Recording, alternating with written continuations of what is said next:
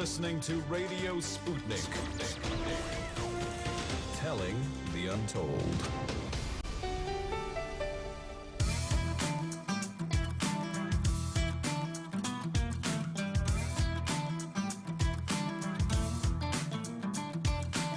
Welcome to Political Misfits on Radio Sputnik, where we bring you news, politics, and culture without the red and blue treatment. I am Bob Schlehuber. And my name is Jamal Thomas. Let's get ready to go against the grain. So give us a call at 202-521-1320 if you have anything to discuss. We have a great show for today. Events in Syria have taken a rather drastic turn for the worse. Turkey's president, Recep Erdogan, is threatening to launch an incursion into Syria's Idlib region by month's end if the Syrian military refuses to abandon their territory and fall back behind Turkish military positions. A little bit later in the show, we have journalists from the Gray Zone, Anya Prampil, to discuss events in Bolivia, Venezuela, and the newly reinvigorated Russia, Part D. The United States ran with the conspiracy theory that Trump was working with the Russians for 3 years, and at no point was there reflection over either the massive failure or, for that matter, there were no consequences at being wrong at the height of their lungs. So Anya will be a great person to discuss that. But let's start here. What's the world that you want? And more importantly, why do you want it? As biological organisms in an evolving physical matter reality, we're limited in the change that we can affect as individuals. I strongly doubt that anyone under the sound of my voice has the ability to snap their fingers like Q and change the gravitational constant of the universe. Despite this natural constraint on our will, the question is still dramatically important. How do you take action or hold a point of view without having some general idea on what type of world you wish to inhabit? It may be a jarring realization, at least from a corporeal point of view, but there is no point to existence. There is no God to stamp his or her perspective on our societal organization we choose. Simply put, value is never an absolute. As individuals, as a family, as a country, as a world, we take a prevailing point of view regarding good, bad, right, wrong, but again, these are not absolute values. We're thrust into a reality frame, washed in a sea of perspectives, opinions, value systems, falsehoods that we consider true and truths we consider false, all influencing not just what we know, but even in the way we reason to understand our world. And herein lies the rub.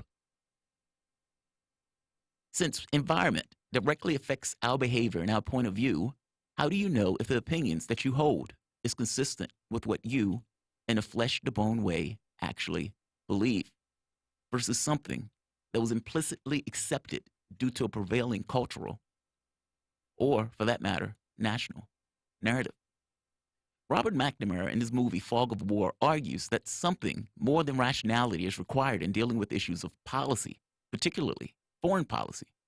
His point is that rational choices can take you to catastrophically irrational outcomes. He was discussing this in the context of the horrors of the Vietnam War, but think about what he's saying for the moment. Is it true? Does it take something more than rationality to get us from point A to point B, to get us into better outcomes? The catch is that rationality, just like value, is not an absolute. Rationality orients itself around a particular point of view, ground in objective reality, meaning it's not an esoteric concept. It's not something floating in the ether somewhere. A choice or decision is rational insofar as that taken action is logically consistent with the expected or desired outcome. If my objective is a more peaceful world, a less hostile world, what is the workable point of view that gets me there? I'd argue that workable point of view basically boils down to context. In 1996, fearing Boris Yeltsin would lose to his communist challenger, Bill Clinton sent over an election team to change the mind and change the mind of the population, but to change the image of Boris Yeltsin. Keep in mind, at the time, Boris Yeltsin was considered massively corrupt. He was not all that well liked. It was absolutely understood that the communists was going to win. This, of course, was beyond the pale and not something that the Clinton administration could allow. They sent over an election team to directly influence the behavior and the opinions of the Russian population. Now, this in no way stopped people from screaming that Facebook and Twitter ads, supposedly put out by the Russian government, was equivalent to 9/11, or for that matter, equivalent to Pearl Harbor. I watched them for 3 years, day after day after day, coming up with one story after the next about how aggrieved it is to be in America, how we've been attacked, how we've been vandalized. Miss America, Lady America, Putin rubs his finger up Lady America's dress. All of these things they were saying, hysterical, belligerent, out of their mind, missing the point in the number of countries that we have toppled, we have knocked over, people we have killed in pursuit of taking down various governments, the 500,000 people we killed in Syria when we invaded that country, the 1 million people we killed in Iraq when we invaded that country, all of the thousands of people that were killed in Libya when we invaded that country. And yeah, almost as a one-to-one, the direct influence and intrusion into Russian politics in order to get our guy, Boris Yeltsin, in office. Context gives a bit of reflection. Simply touting the American POV and the narrative that the mainstream media is pushing does not. In fact, that warps you into a certain point of view where the things that other people do matter infinitely so, and the things that we do aren't that bad. During the Kennedy administration, the CIA had tried to murder Castro on numerous occasions, going so far as to try to use an exploding cigar. In pushing back on the U.S. aggression and seeking a way to secure power, Castro worked with the Soviet Union. Now, this ends up in what we know as the Cuban Missile Crisis. It needs to be understood, though, that a lot of this, the reason and the motivation for Castro, had a lot to do with him being pushed and him believing his life was at stake, not to mention the country potentially being invaded. The U.S. was willing to end the world with those missiles being off the coast. There's an amazing conversation where John F. Kennedy calls Eisenhower, the guy who he said allowed the Soviet Union to develop this missile gap that didn't exist. There was also a certain degree of propaganda. But Kennedy calls Eisenhower concerned, and he asks him, does he think Khrushchev is going to launch those missiles? Eisenhower, wrong, tells him, no, he's bluffing. Khrushchev wasn't bluffing. Fact of the matter is, if we would have attacked, those missiles were given an automatic launch. They would have ended the world. Understand what I'm saying? Kennedy was willing to end the world in order to get rid of those missiles off of our coast. Now, you think this would give some experience, at the very least, a contextual perspective on the way countries view their sovereignty, the way countries view aggressive actions towards them. Whether it's NATO gobbling up country after promising that it wouldn't move or expand at the fall of the Soviet Union, or whether that's North Korea saying that they want the U.S. and South Korea to stop pretending as if they're going to invade their country. I'm making a point that the fact that we were willing to take that particular point of view should some way, somehow get across this notion that countries are dodgy about their sovereignty. They get concerned. Russia has been invaded multiple occasions. In one war, 20 million people died, and in another one, 10 million? We're talking about ghastly numbers. If your country had been invaded on multiple accounts, I would guarantee you would also feel some kind of way about your sovereignty. And again, I point to you that Kennedy was willing to end the world to deal with this issue of keeping those missiles off of our coast.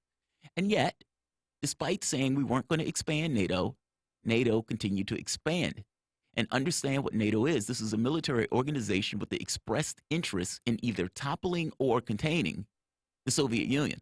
Well, that's right. The Soviet Union doesn't exist anymore, and yet NATO still lumbers along looking for some reason to be.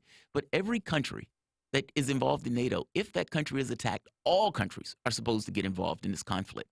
Now, whether or not you believe all countries will, meaning the U.S. will go to war to fight for Estonia, that's a little bit separate than the expressed interest and point of the organization. What that means is that the closer and closer you get to the Russian border, any aggression, any pushback immediately triggers off a large-scale war. And yet, from our point of view, Russia is just supposed to stand back and take this encroachment on their borders? Would we do that? Well, we've already seen what we would do. We'd end the world if you keep moving forward. The issue is context. When I make this argument that you're sitting on the moon looking at events, I try to make that argument to give people a larger context as opposed to the very narrow window that the mainstream media in a particular country is giving you. It is vitally important, especially if you want to avoid war, avoid conflict, at the very least to understand the perspective of the other country as if it was you. Because I hate to tell you this, it is you. You are just a person just like anybody else, and you, quirk of luck or quirk of misfortune, ended up being born at a particular time, at a particular place, and if you were in the shoes of somebody else on some other side of the world, you will most likely also conform to those ways of thinking and acting. Let's be clear, we're not dramatically different. Human beings are human beings. Pretty much everywhere you go, they laugh, cry, they have the same fears, same concerns. They want the best for their family and their loved ones. They want the best for themselves. They want to be able to live a decent life. That is not specific to being an American. That is specific to being a person. It is vitally necessary to understand that. If you are sitting on the moon and you are looking at events and you are looking at the people going through their machinations, going about their fears and their hopes, what you would typically see is people being people. If you want to have a safer world, a more sane world, a world that doesn't necessarily consistently remain on the brink of war, it does take an understanding of how other people, other cultures, other countries see the world. There is no absolute perspective per se on this notion of point of view. You can have subjective point of views that even in the best of scenarios differ. What is vitally important, however, is that at the very least you give the benefit of the doubt in trying to understand that other point of view. That doesn't mean that everybody is working for the best interest. It doesn't mean everybody is working for the best goals. Usually, everybody is a shark. But what about us, just as human beings, trying to operate in a world of less war, less hostility? I understand the governments have certain perspectives. I'm talking about us. It behooves us to look at the world in a more larger, more contextual, I would argue, more rational way, especially if the goal is to cut down on violence and horrific behaviors. So, Bob, what do you think about this? Ultimately, when I look at the world, I often try to yank myself, and maybe this goes into the whole political misfit stuff, where you feel like you're not, stick-to-itive in a particular context. You try to look outside of that context and try to give a wider perspective to understand why people are behaving in the way that they're behaving. And look, sometimes they're behaving poorly. Sometimes they're not behaving poorly. We just cast it in those ways. How do you look at the world in this case? And maybe this gets into the whole, what does it mean to be a political misfit thing? Yeah, the quick story that is jumping out to my mind right now, I used to work with a theater company here in town doing peace building and bringing different political voices into the theater realm. And this theater cast itself as kind of the political misfit of theaters in the town because they want to do cutting edge theater and politics. And one day the artistic director comes and he goes, Amelia Brzezinski wants to come to our show. We have a connection with Zbigniew Brzezinski, the former national security advisor for Jimmy Carter. Yeah. And they're like, we have to, oh my gosh, this is amazing. Brzezinski's widow is going to come to our theater. We got to roll out the red carpet. We got to welcome her in. And I'm saying to myself, this guy has done more damage, destroyed Jimmy Carter's presidency in many ways for his foreign policy of baiting wars and trying to trigger wars in Southeast Asia, in Asia and Afghanistan and other places, as we'll talk about Afghanistan 20 years later, of American involvement.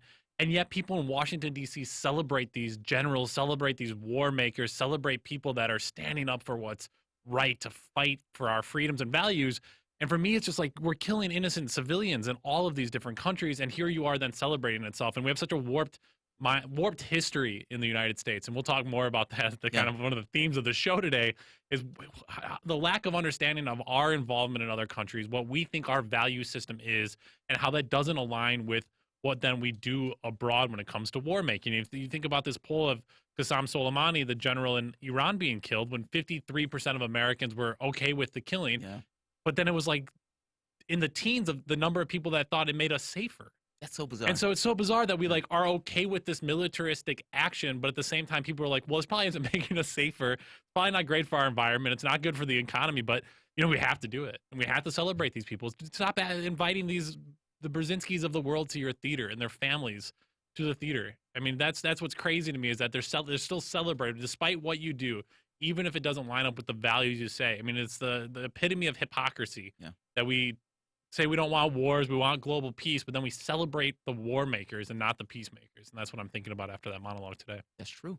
I think that's perfectly true. Well, we have a quick break here before we come back, and talking about U.S. war making and war in general, we'll turn our attention to Syria, Libya, and Afghanistan. Give us a call, 202-521-1320. You're listening to Political Misfits live in Washington, D.C. We're back after this.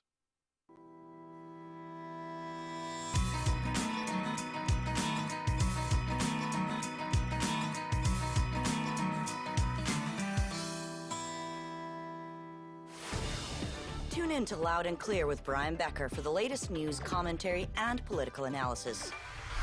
What's really behind the political and social crisis gripping the United States and the world? Forget the spoon-fed soundbites from the pundits who know so little about so much. We bring you independent experts, analysts, and activists. Learn what really makes the decision makers take from the boardrooms of Wall Street to the West Wing of the White House. Here is where the people fighting for change speak and are heard loud and clear, 5 days a week on Radio Sputnik and SputnikNews.com. Stay tuned to Radio Sputnik.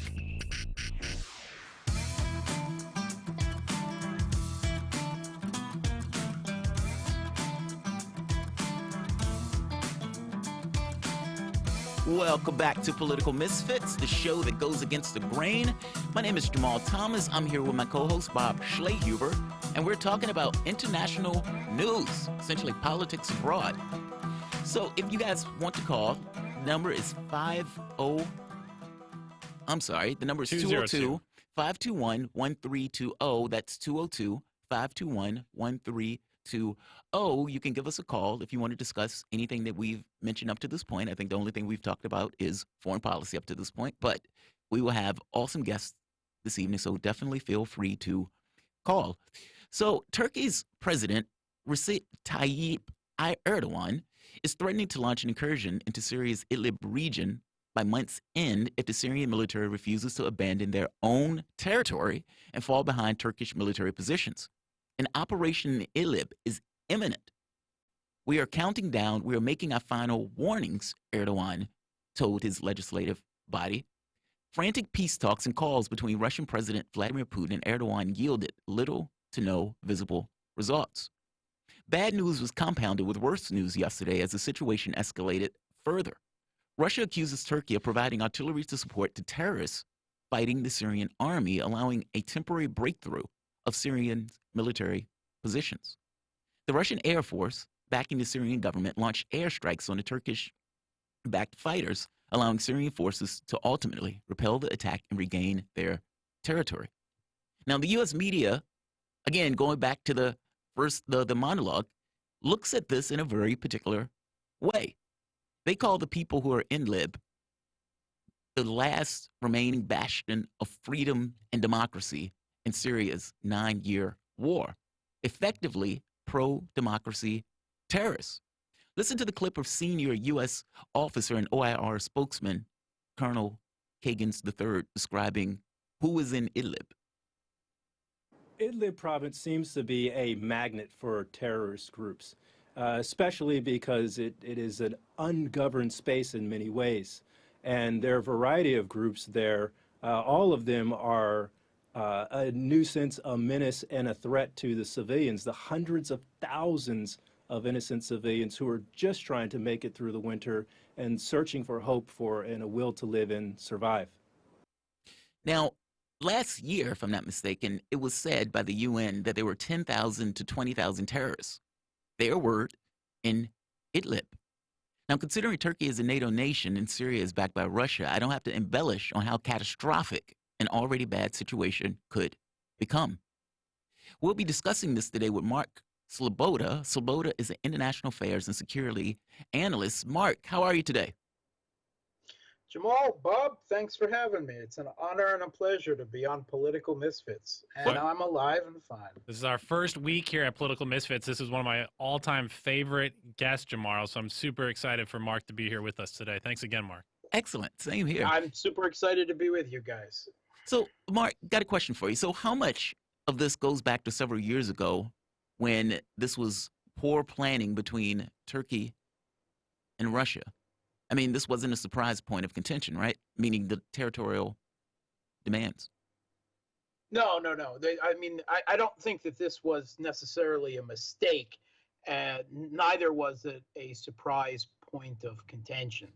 The agreement that was entered into by Russia, Iran on one side, supporting the Syrian government, and Turkey, which represented the jihadists on the other, was a way for Russia, Iran, and Turkey to manage their proxy war, their war against each other in Syria, and limit it to Syria so that it didn't impact their larger economic and political relations.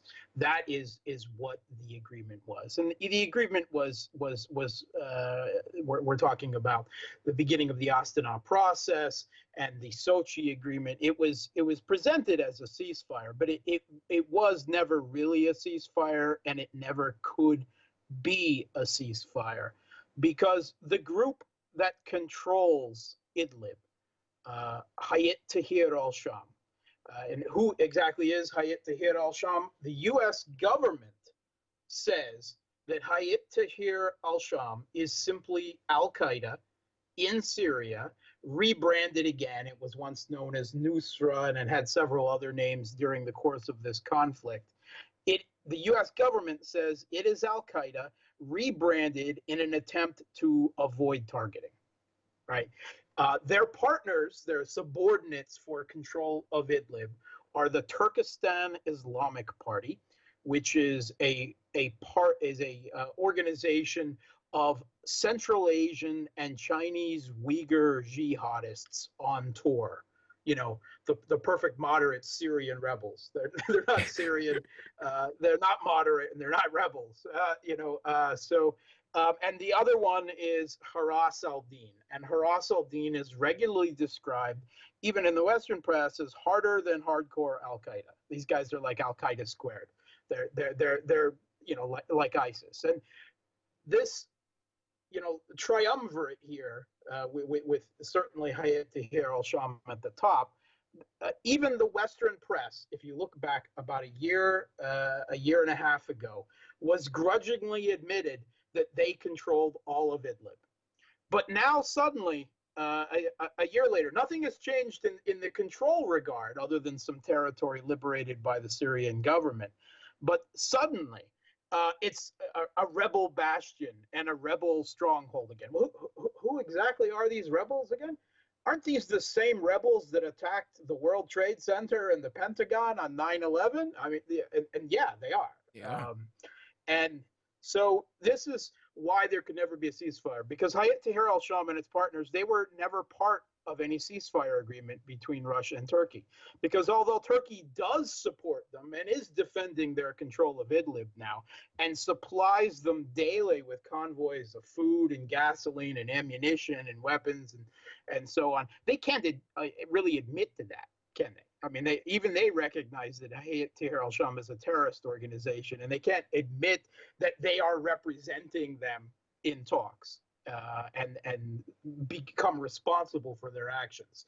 So they're never a party to the ceasefire. They're not part of the terms, and they're continually attacking east, south, and west, of course, never north into Turkey, out of Idlib and the surrounding area that they control every day, attacking civilians, attacking Syrian government positions, Christian villages, the Russian air bases, everything.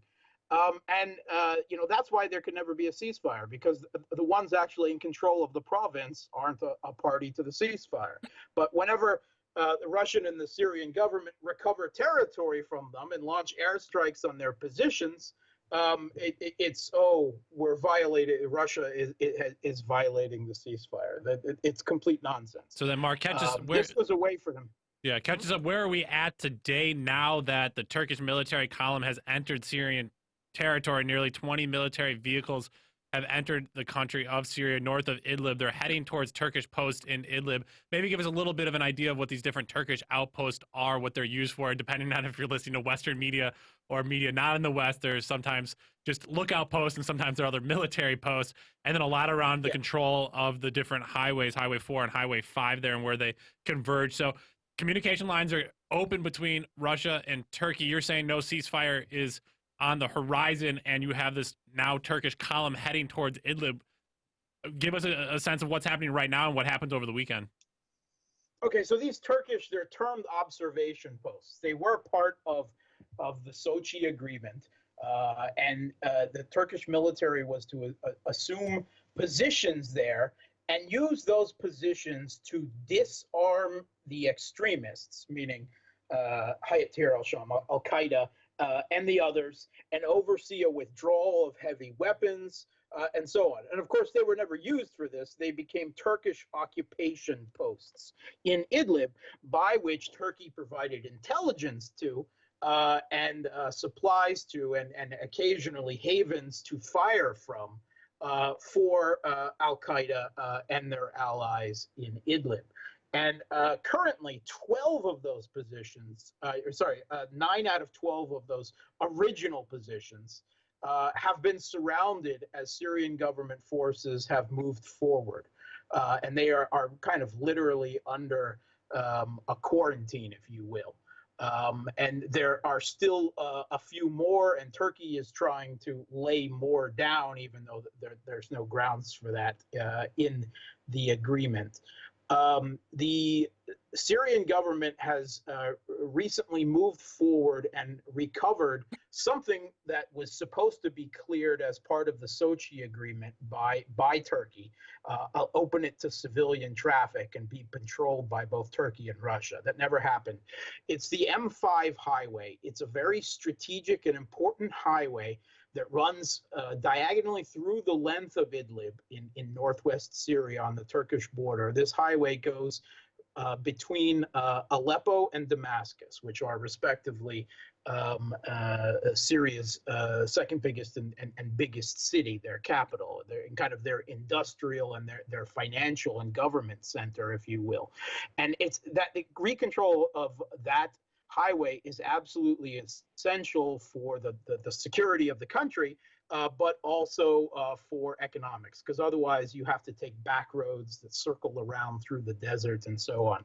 And that has been recovered by the government at this point, just in the last couple weeks, fully recovered. And there's a second highway that comes off at a midpoint in Idlib from there that's called the M4, which essentially runs from Aleppo to the coastal province of Latakia. And that's the next main highway. The main strategic objective of the Syrian government is to recover that section as well. Now, Turkey is furious at this point, and they are demanding that the Syrian government forces withdraw from all of Idlib, Syria, and I guess turn it back over to Al-Qaeda. I'm not quite sure about that. And they actually have far more than 20 military vehicles in Idlib right now. There's pretty much confirmed reports. They have some 9,000 troops and some 1,500 military vehicles, military hardware, including tanks, APCs, howitzers, multiple launch rocket systems, and so on, that they have already moved into Syria, into Idlib province. They are basically drawing new reinforced lines to defend essentially Al-Qaeda controlled territory in Idlib at this point. And they have launched several small, I would describe them as probing attacks, that consisted of Turkish commandos and some other forces backed up by Turkish artillery that are accompanied by Al-Qaeda, Hayat Tahrir al-Sham, and other rebel groups that were previously supported by all of the countries that were waging the regime change proxy war on Syria, the US, the UK, Saudi Arabia, Qatar, France. They've regrouped all of those except for Al-Qaeda and their immediate proxies under the terms of the National Liberation Front and the Syrian National Army. And they're also moving tens of thousands of those out of the adjacent Jarablus corridor area in Syria, which Turkey has already militarily occupied for several years now. And they're moving them into Idlib as well to back up their own troops in backing up al-Qaeda. So, Mark, this clearly is going to be an issue. I'm sorry. Ultimately, Turkey is backing pro-democracy terrorists in order to, I suppose, trying to get Syria to leave their own territory. I mean, this is not going to fly, correct? I mean, ultimately, you have terrorists that are launching operations into Syria. And like you said, they've just liberated Aleppo, if I'm not mistaken. There were celebrations going with the liberation of Aleppo. Well, Syria has to respond to this, and just like Russia, to some degree, has to respond to this, correct? Yeah, absolutely. I mean, what country would allow al-Qaeda? I mean, literal jihadi terrorists, and even the U.S. government agrees they are al-Qaeda, control an entire state, an entire province of your country, and daily launch attacks outside of that. It's not like they're sitting there quietly, being good little jihadists, daily attack outside, trying to expand their territory. Of course, they can't stand it. Now, Turkey, which of course never mentions exactly who they're defending in control of Idlib, their biggest arguments is about the humanitarian catastrophe that is happening because of it. And certainly people are being displaced as the Syrian government moves forward, and Russian and the Syrian government conduct airstrikes and artillery. I mean, we literally have tens of thousands, because there are tens of thousands, of jihadists, including, al-Qaeda and their friends, that are occupying, entrenched in urban areas, right? Those are extremely difficult to get out. That's counterterrorism operations. We saw how the U.S., without being invited, performed that against ISIS in Raqqa, or invited also in Iraq and Mosul and other cities. They destroyed those cities and caused thousands of civilian casualties in their efforts to get ISIS out.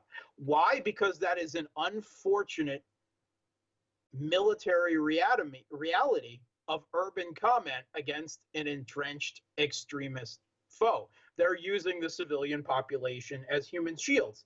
And of course, there is a portion of the civilian population that is sympathetic to them. I mean, that's an unfortunate reality too. They have families, they have kids, they have sympathetic people. And collateral damage is something that no one wants, but it certainly happened in the U.S. And there is no indication that what Russia and the Syrian government are doing in Idlib is any worse than what the U.S. did to Mosul and Raqqa, and has done countless times in Iraq and Afghanistan and so far. Modern warfare, urban combat, against a terrorist foe like this is not a pretty thing. Yeah. No one wants to see collateral damage and displacement. But to hear Turkey, use this as their excuse for, military invasion of Syria in support of al-Qaeda is absolutely absurd. There would not be a refugee and displacement problem today, and there would not be armed Kurds acting as proxies of the U.S. in East Syria, which is their other biggest complaint. They wouldn't be there if Turkey hadn't served as the primary launching pad and instigator of the jihadi proxy war against the Syrian government that has been waging for the last 9 years. These are self-inflicted Turkish wounds. They're problems with Syrian refugees. So to use their previous, the blowback from their previous aggression as the justification for their current aggression against Syria, and let's be clear, Erdogan has neo-Ottoman geopolitical fantasies. If you listen to the rhetoric that he uses when he's talking to his own people and his own Islamist base, the AKP party in Turkey, it's constantly loaded with references to places that should belong to Turkey, that historically belong to the Ottoman Empire as they see it, and peoples that they should be supporting because they were once part of the Ottoman Empire and so on. So, Mark, let me I think I want to jump in real quick. I do want to get a few minutes in here just to talk about who are the actors or players that de-escalate this as we do talk about the humanitarian crisis and people that are in Idlib. This isn't the first time they're having to flee. I mean, this is a 9-year war. Some of these people are fleeing for the second, third times. Doesn't seem like the United States has much standing to get in between Turkey and Russia and help them work things out. Obviously, Turkey and Russia are communicating, but we'll also pivot here in a second and talk a little bit about Libya not having much success there either. Doesn't seem like the European Union, France, or Germany have yet to really fully weigh in or try to broker negotiations. So who is the party, or how do the two sides work things out to figure out some type of status quo or some type of freeze or some type of ceasefire to de-escalate what's happening? I don't think there is. I mean, the Syrian government obviously can't let al-Qaeda sit and control a part of their territory. The only path to de-escalation is for Turkey to stop supporting their jihadi proxies in Syria, in Idlib, to allow them to be cleared out, and for Turkey to withdraw its own illegally invading occupation forces.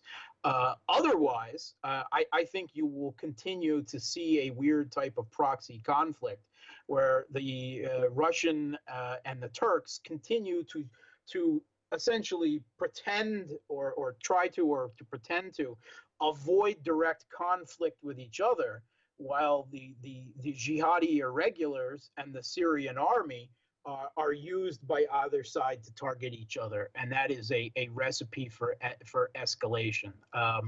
And Russia doesn't, Russia doesn't want to see part of Syria become a permanent haven for al-Qaeda so close to its own borders. I don't think there is a path of de-escalation at this point. The only way to stop the refugee and the displacement and the refugee crisis is to get the terrorists out of Idlib and to allow the people who wish to return to their own homes. And like I said, some of these people, and it probably numbers in the tens of thousands, they are the families of jihadists who have been bussed in from repeated surrenders around the rest of Syria, from the ones that are fighting here. And they're a problem, much like ISIS families in East Syria, that is something not easy for anyone to solve. Erdogan, I think this was maybe a year ago, was caught on an audio tape essentially calling for a false flag attack in, I believe it was in Syria. His argument was basically we can use terrorism as an excuse in order to get into the country itself. Is Erdogan going to get burned on this? I mean, ultimately, like you said, he has sort of, neo-Ottoman fantasies that's going on. You also have a situation where he's in Libya right now. Does he push this too far? I mean, because ultimately, I think you're right. There's a situation where Syria, it's their territory. There's no way they can allow this level of incursion into their own territory without responding.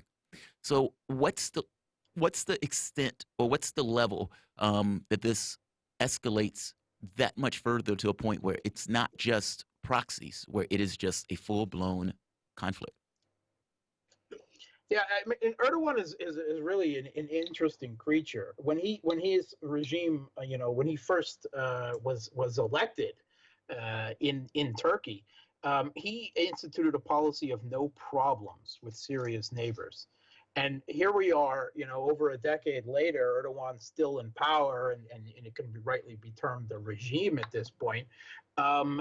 He has problems with everyone.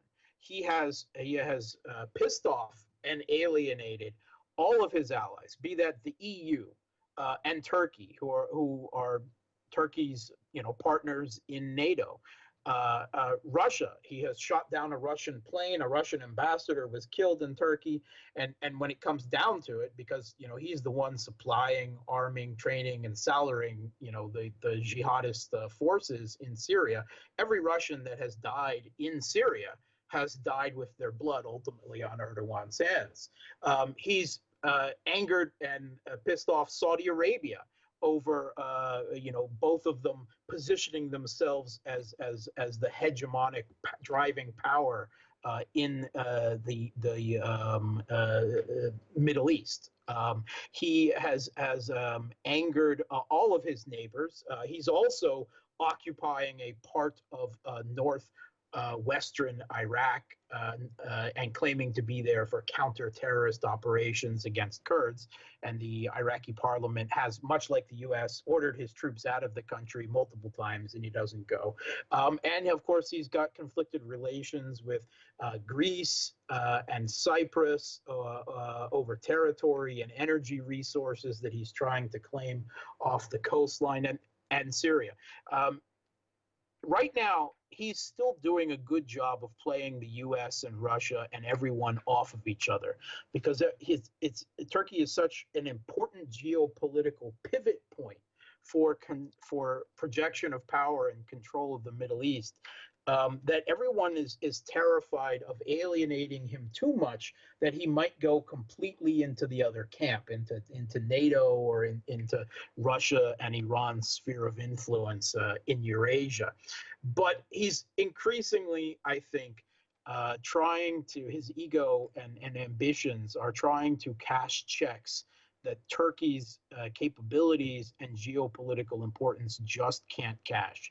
And I think that Erdogan is pushing all of this in Syria, in Iraq, in Libya, too far, way too far. He's made too many enemies. He's going to fall, and fall hard. I mean, possibly even with his own country. He already avoided one coup by his attempt to put down his Islamist regime by his own military, and there's rumbles that it's starting again. I just hope that when he does fall, he doesn't take all of Turkey with him. Mark, I want to ask you, just as we have a few minutes left with you, specifically about Libya, as you mentioned, and where Turkey does find itself on the opposite side of things with the United States, Saudi Arabia, France, and Egypt in many ways. Today, Khalifa Haftar, Libya's eastern military commander, said he would be ready for a ceasefire if Turkish and Syrian mercenaries left the country and Ankara stopped supplying weapons to Libya's internationally recognized government in Tripoli. He says a ceasefire would be the result of a number of conditions being fulfilled: the withdrawal of Syrian and Turkish mercenaries, an end to Turkish arms supplies, and the liquidation of terrorist groups in Tripoli.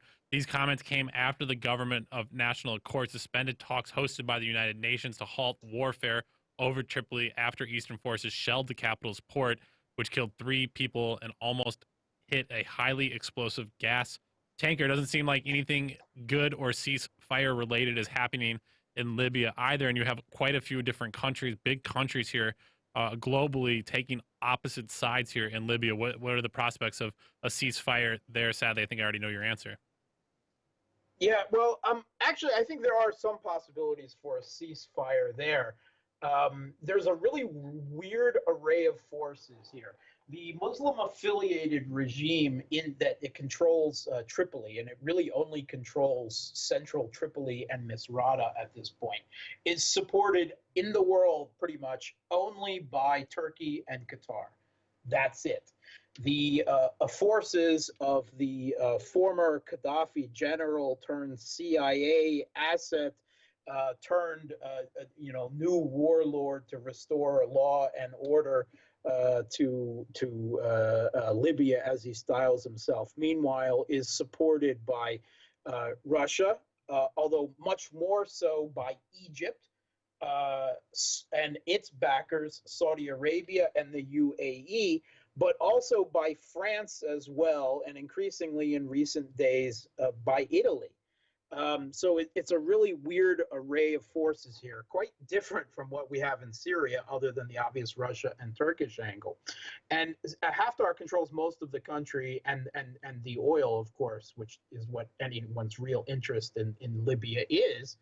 And I think Russia may very well use, ceasefire and reconciliation, possible reconciliation talks in Libya as a bargaining chip with Turkey for concessions in Idlib and elsewhere in Syria. So, question dealing with the domestic politics. In fact, maybe this goes into two ways. We all know at this point that Turkey is a NATO nation. So, what is the effect of it being a NATO nation in regards to the back and forth between it and Russia, and also its domestic politics? I don't know enough about Turkey's internal politics, and so you kind of made this point that there are rumblings about potentially deposing Erdogan if this goes too far. So, what's the political climate like inside Turkey itself? Yeah. So, I mean, most of NATO will tell you they're not exactly happy with Turkey right now, and the idea that there is common NATO values with a country like the Erdogan regime in Turkey that has more journalists locked up right now than the rest of the world put together, and is literally supporting Al Qaeda in a neighboring country. Not that the U.S. and U.K. weren't doing the same thing by one implausible degree of separation not long ago. But there's definite voices of disagreement and tension within NATO with Turkey at this point. But inside Turkey, Erdogan still has a majority support in the country, and the political opposition in Turkey is fractured. They're not really unified, and they haven't been able to effectively challenge him. And his brutal repression of the Kurds in East Turkey, in particular, and continues to this day. He has purged the military several times at this point, trying to root out any remaining Kemalist sentiment that the Turkish military has always felt itself as the guarantor of a secular state, putting down Islamist rulers who overstep their bounds. We keep hearing rumors about another possible attempt, but it doesn't really seem like how that would be possible right now, considering the amount of support that Erdogan does have among the Islamists and is allied now with the nationalists, in the country, without major outside support.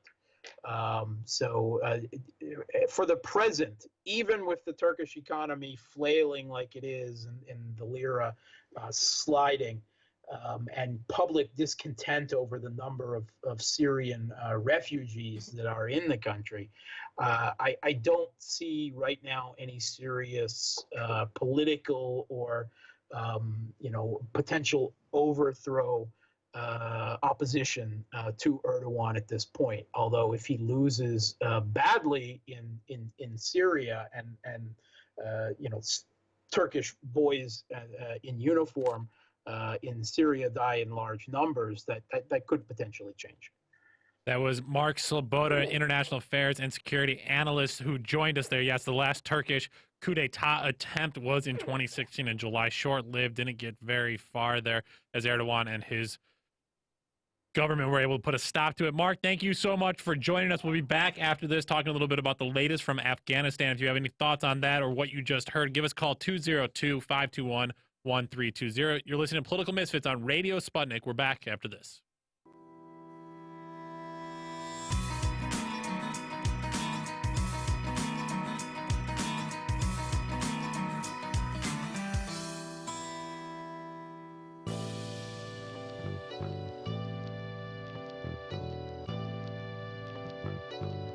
What's the most important hour of the day? It's the Critical Hour with Dr. Wilmer Leon.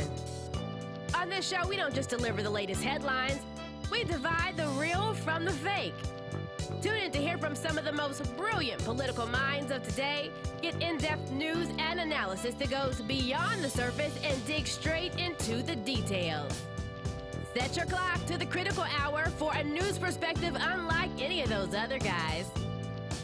Tune in to the Critical Hour with Dr. Wilmer Leon, weekdays 6 to 7 p.m. Eastern, and catch us on Facebook Live. You're listening to Radio Sputnik.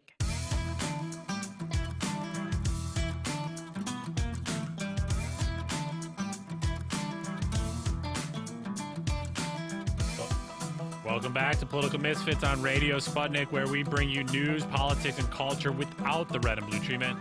I am Bob Schlaber, and I'm here with Jamarl Thomas as we close out our first week on Radio Sputnik. Thank you to all of those who have called, given insights, and continue to join us today. Give us a call, 202-521-1320, talking a little bit about the impending conflict between Turkey and Russia directly in Syria. Quite scary stuff.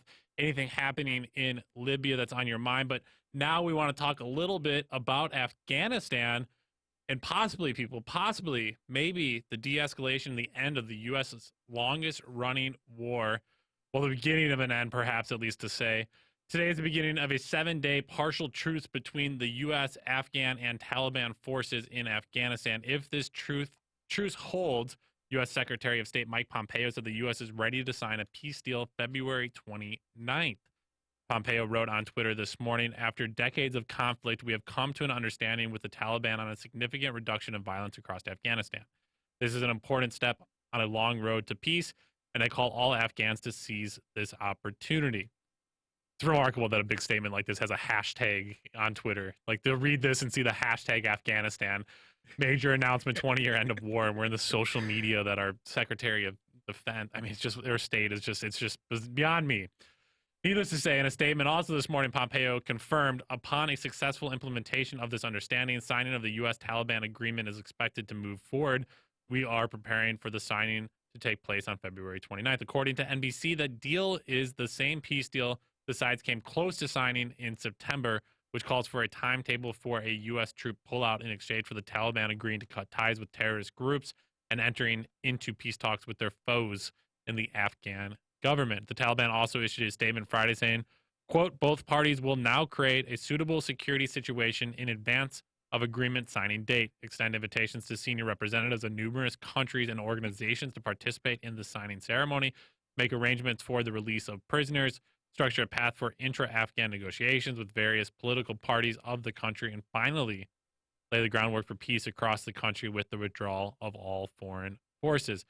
The details of this understanding are fuzzy, though. We just see the phrase reduction in violence. Story cite an anonymous U.S. senior official as saying the U.S. top commander for Afghanistan, General Scott Miller, will decide how to assess any potential violations of this vague agreement and have the final say as to their significance. Jamarl, it's obvious that we're not going to pull all our troops out in a day. We're not going to just pack up things, and we're surely not going to stop working with different contractors and different interests that are still in the country. We have health bids, we have economic bids, we have education contracts in the country that are supported by the U.S. government.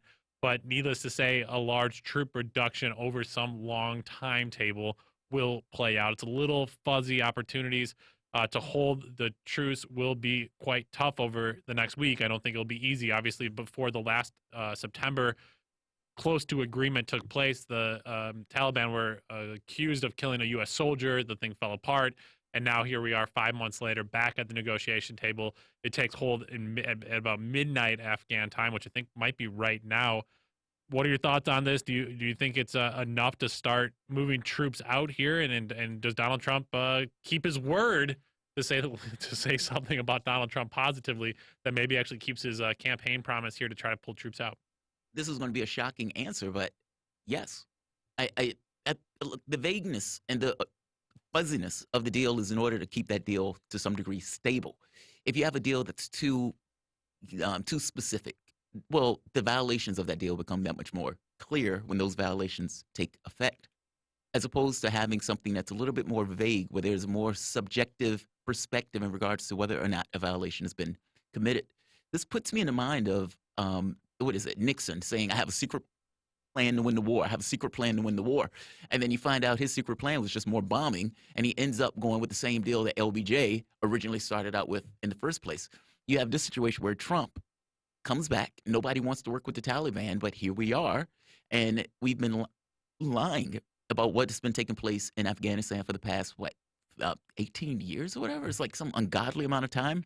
We keep saying that it's, we're making progress.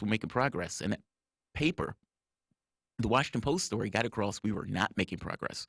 And so, look, I don't think we should be there at all. And so I am perfectly okay with Trump taking a little bit of fuzzy action in order to get us to a point where we can leave, because ultimately that's what it sounds like he's trying to do, to just leave. Yeah, I mean, it's quite scary. I did just a time check myself. It's about 10:30 p.m. So in about 90 minutes, this deal will take hold, and it's a 7-day reduction in violence ceasefire that the U.S. and Taliban are looking for before that signing of a peace agreement on February 29th. You know, I'm somebody that speaks out a lot against the police here in the United States, and people go, "Oh, you just don't want any police. You just want police. Then what happens? Then what happens?" And it's like, no, you need a long, slow reduction. You can't just create that vacuum right away. And so that's on the other end. If you pull out almost too quickly, all of a sudden there's going to be a huge vacuum, and there's going to be no security. Even though what the U.S. troops are doing there, the Afghan papers highlighted this, they're not doing anything productive or good, I would say, in a person who believes deeply in peace and humanity and nonviolence.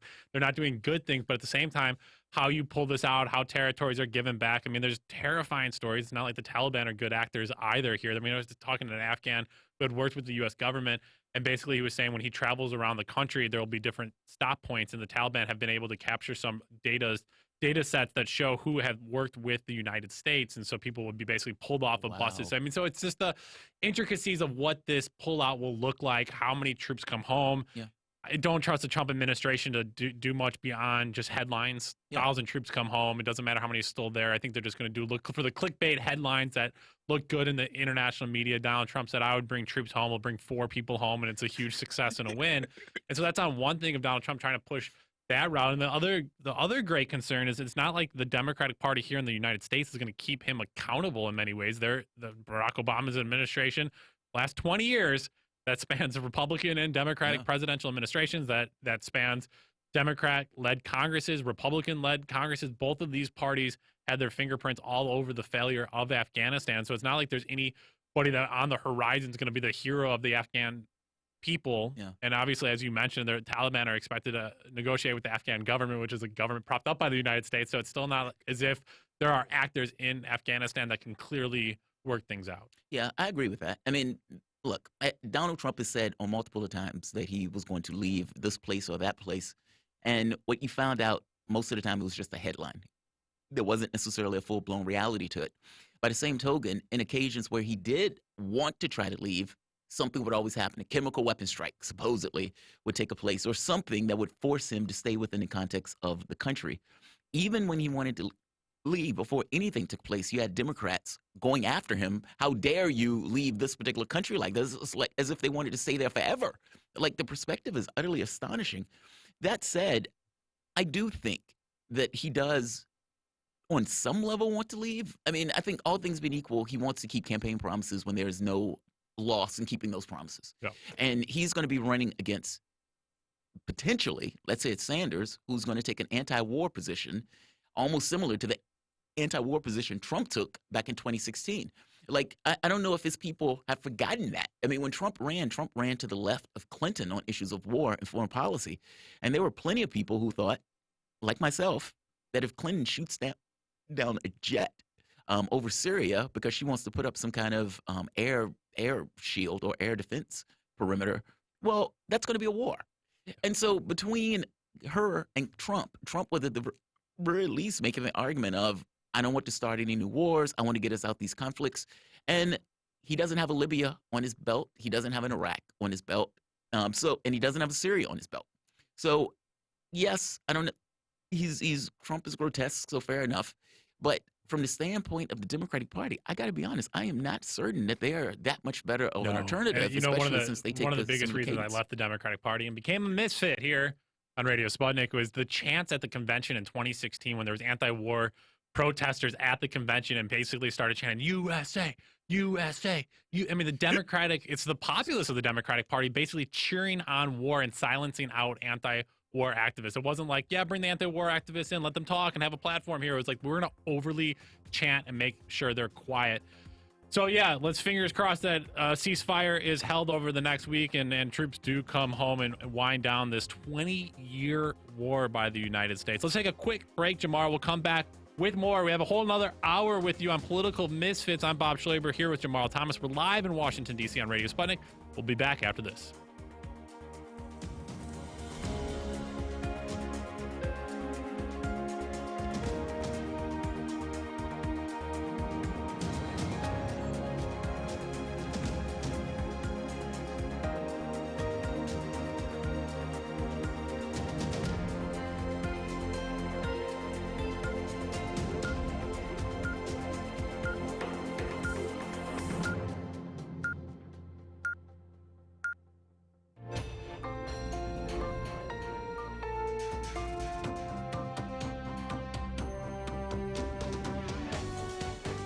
listening to Radio Sputnik. Telling the untold.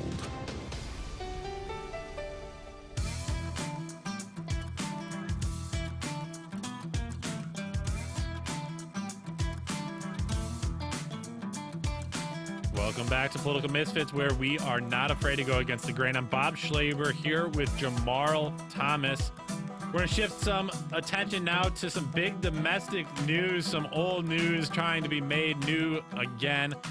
Russiagate is still going, Jamarl. And if anybody out there has solutions on how to get rid of hiccups, my dear friend here, Jamarl Thomas, would love to read about them. Yeah, I'm incapacitated by hiccups, Incapacitated with unfortunately. the hiccups today. It happens when you're live on the radio. It's quite exciting to talk now with Anya Parampil, a journalist with the Gray Zone, to talk about a new New York Times story that appears to pit the president against the U.S. intelligence community. Anna, the New York Times tells us today that, quote, intelligence officials warned House lawmakers last week that Russia was interfering with the 2020 campaign to try to get President Trump reelected. 5 people familiar with the matter said a disclosure to Congress that angered Mr. Trump, who complained that the Democrats would use it against him.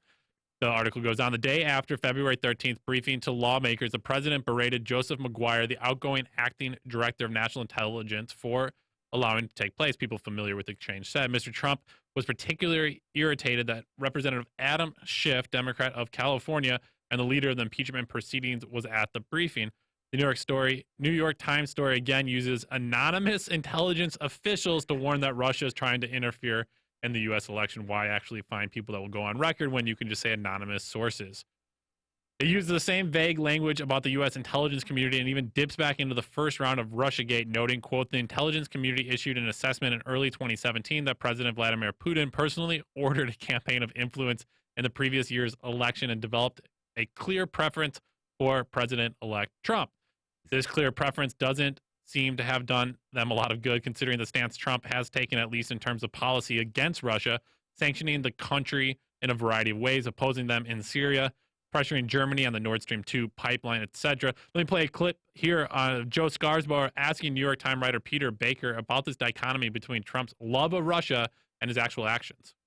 I know in terms of his interactions with Vladimir Putin, he is kowtowed more often than not. He's embarrassed himself, at least in my opinion, on the world stage. But you look at the sanctions against the Russians. You look at the defensive weapons that finally did make their way to Ukraine. You look at some of the actions where Congress has forced his hand. And actually, the United States has taken a tougher position as far as policy goes on Russia over the past 3 years than they had previously. Is that fair to say? Yeah, it's true. There's certainly this interesting dichotomy right now when it comes to Russia in Washington. The president of the United States presides over a policy that's different than the one he himself articulates, right? Yeah, makes sense of that, New York Times. And the New York Times goes on to now say, but Republicans have long argued that Moscow's campaign was intended to sow chaos, not aid Mr. Trump specifically.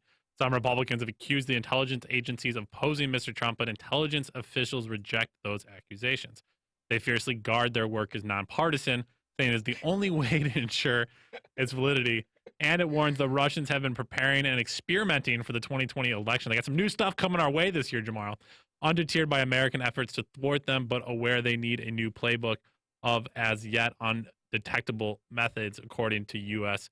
officials. Anna, thank you so much for joining us. It's all over the place. There's never been a consistency of the New York Times and other mainstream media on Russiagate. If you call them out on the actual policies, they flip it and say, oh, it's a sort of discord.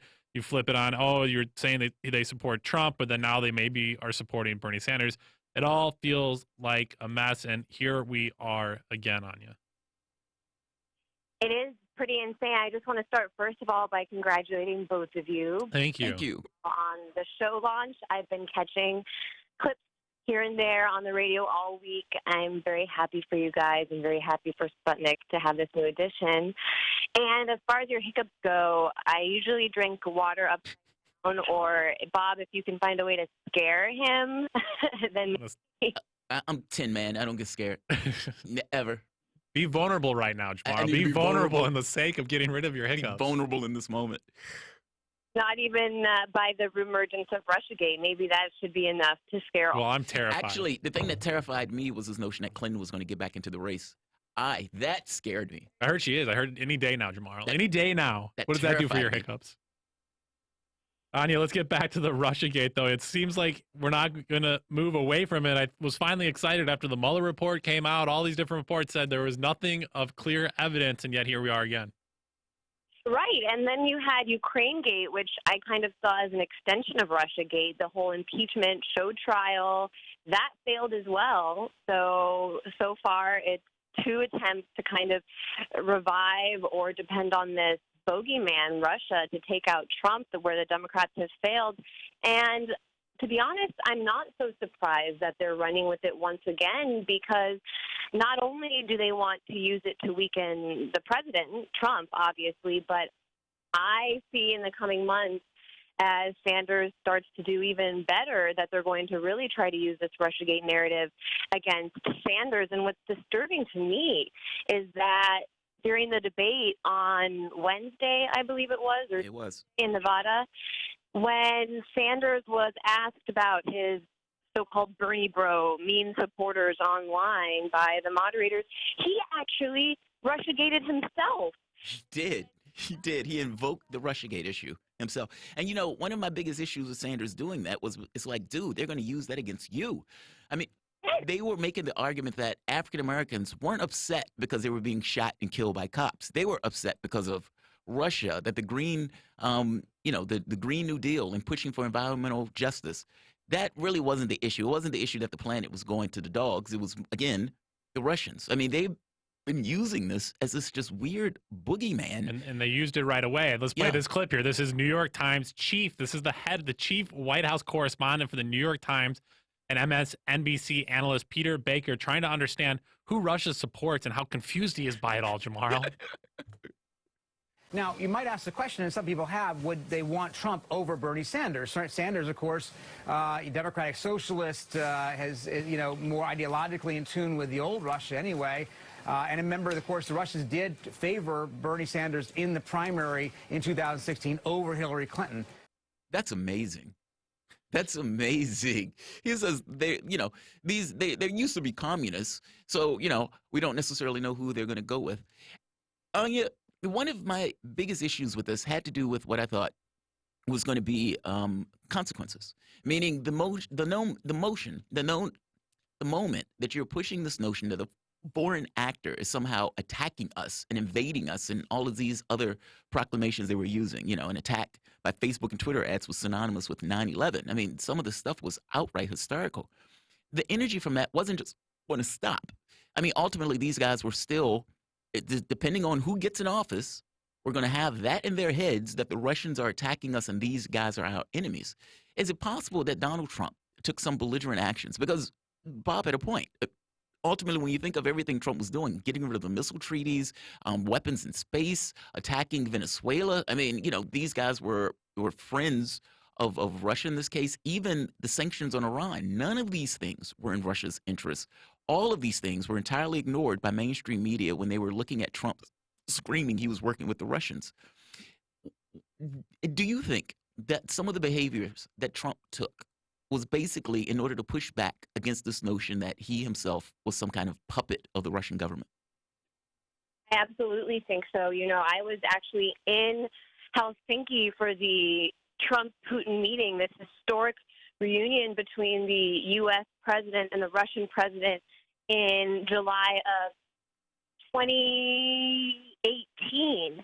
And there was all of this hope at the time that two leaders from two of the most powerful countries in the world could come together and cooperate on some issues that are really things that are going to affect all of us. And we know, according to reports that leaked after the fact, that very high on Putin's agenda was renegotiating the START treaty, the missile treaty, and getting an agreement regarding weapons in space. And Trump, I believe, went in there with an open mind, wanting to depend on going with his instincts and his campaign promises to have a detente with Russia. But at the same time, that was when we got the report in the FBI accusing GRU agents of hacking the DNC. That was when Maria Butina, the Russian national, who was eventually kept in solitary confinement and persecuted by the U.S. government, had been arrested and accused of trying to influence U.S. politics on behalf of Russia. So both of these events occurred right during this meeting with the president of Russia and President Trump. And so there was all this pressure in the U.S. media for Trump to respond. I was there during the press conference between the two leaders, and there were two questions from the U.S. side and two questions from the Russian side. The Russians asked about the Nord Stream pipeline and Syria, two tangible issues. And the U.S. reporters asked the exact same question, whether or not Trump was going to demand Putin extradite these GRU officials to the United States. And it was so absurd. They were putting all this pressure on him. You could see him kind of feeling backed into a corner. And then sure enough, within months, instead of having some fruitful agreements come out of this meeting, instead we had the United States withdrawing from a Soviet-era weapons treaty and slapping more sanctions on Russia. And it seemed as though John Bolton was running wild on the national security team and getting all of the points on his wish list implemented by Trump. It was really disappointing to see, especially after this really hopeful moment. Again, a meeting between the two leaders. And so I absolutely think a lot of the policies that were implemented after that point were a response to the outrage in the media and in the so-called intelligence community that Trump would even dare sit down with his Russian counterpart. And Trump had to prove that he was anti-Russia enough for these people. Yeah, now his new Director of National Intelligence, Ambassador Richard Grenell, who is the ambassador to Germany, he'll be in an acting capacity for at least he can go up to 210 days in that acting capacity. It'll be interesting whether or not they try to put him up in front of the Senate to get approved. I know a lot of senators are not in favor of him, but while he's been the ambassador to Germany, he spoke out aggressively against Germany working on the Nord Stream pipeline with Russia, even threatening sanctions. And the German politicians were like, who are you basically coming in and talking about those anti-Russia posture? And now this is the person that's going to be heading the National Intelligence Services. Jamal, I want to get to a quick phone call or two here. We first have Dontel. Dontel, you wanted to mention Afghanistan here. Yes, I wanted to talk about Afghanistan for a little bit. So I have to say I disagree with you both on how this peace deal or peace agreement ceasefire is going to turn out, because Donald Trump several times in his administration on multiple different illegal U.S. wars has said that he wanted to end them and he wants to bring the troops home and all this stuff. He said it about Iraq when he was railing against Iraq on the campaign trail. He said it about Afghanistan. He said it about Syria. And his actions as president have been the complete opposite. He's escalated every single one of those wars. The people he's hired are the most notorious warmongers and neocons, imperialists you can find. You have Mark Esper, who was literally top lobbyist at Raytheon, making millions of dollars, making his career selling war to politicians and lobbying to stay in these wars as long as possible. And Mike Pompeo, who's also unabashed, unbowed neocon.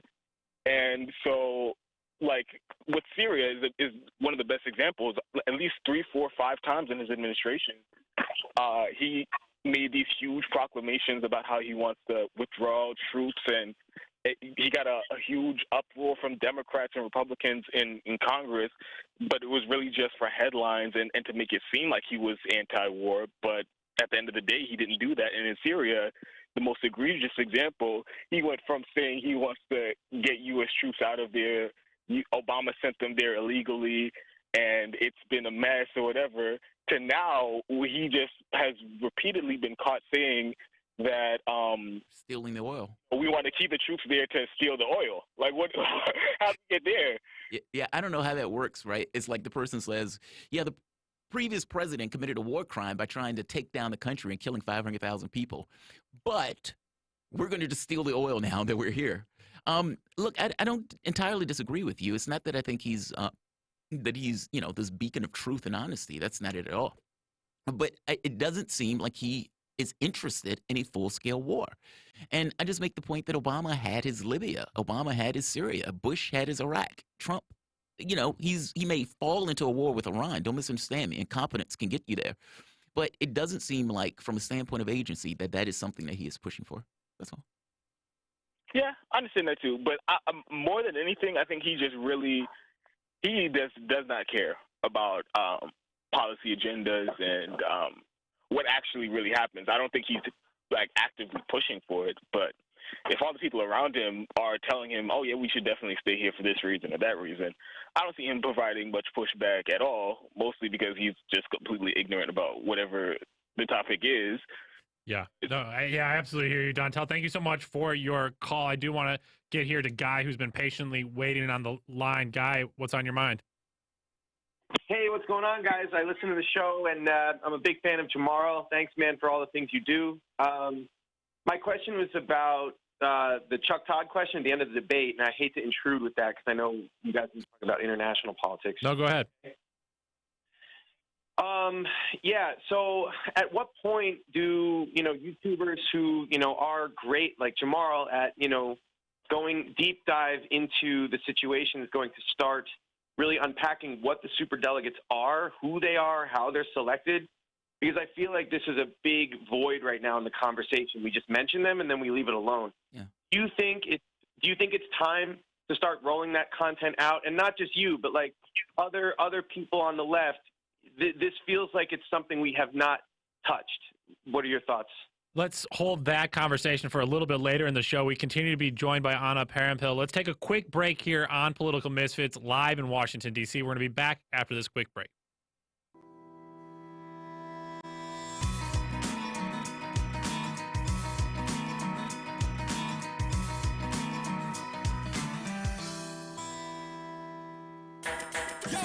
So, Sean, what do you want to talk about today? Well, Bob, that's easy. I want to talk about the need to stop the development of self-driving cars. Again, Sean, you're driving me nuts. I think the self-driving car thing's already out of the gate. No.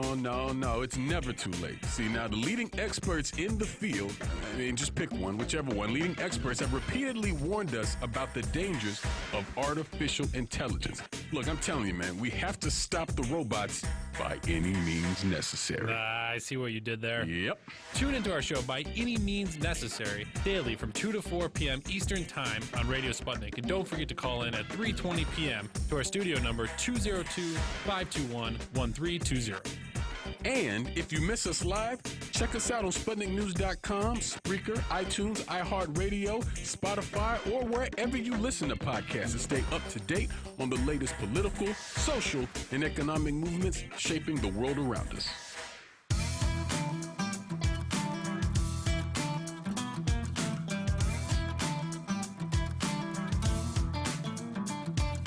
Welcome back to Political Misfits on Radio Sputnik, where we bring you news, politics, and culture without the red and blue treatment. I am Bob Schlaber, here with Jamarl Thomas. We continue to talk about U.S. propaganda, Russiagate 2.0, and now I want to talk a little bit about the United States and the UK government's efforts to export its own meddling to other countries. We continue to be joined by Anya Parampil with The Gray Zone. Anya, thank you for continuing to stay with us. Earlier this week, there was a report from Middle East Eye that reveals documents showing how extensively the U.S. government has tried to shape perceptions about Syria. A few days ago, Middle East Eye dropped a report on efforts by the British government to use Syrian civilian journalists to craft and disperse its preferred messages about the war. That is to say, to create propaganda about the conflict. Quoting from the report here, a number of leaked documents seen by Middle East Eye show how the propaganda initiative began in 2012 and gathered pace the following year, shortly after the UK Parliament refused to authorize British military actions in Syria. Drawing upon British, American, and Canadian funding, UK government contractors set up offices in Istanbul and Amman, where they hired members of the Syrian diaspora, who in turn recruited citizen journalists inside Syria. These journalists, many of them young, and commissioned to produce TV footage, radio programs, social media posters, magazines, and even children's comics. Wow. Middle East Eye, the documents were drawn up as blueprints for the initiative by an anthropologist working in counterterrorism at the Foreign Office in London. They were used in the late 2014 to a small number of communication companies that were invited to bid for 3 contracts to deliver the work.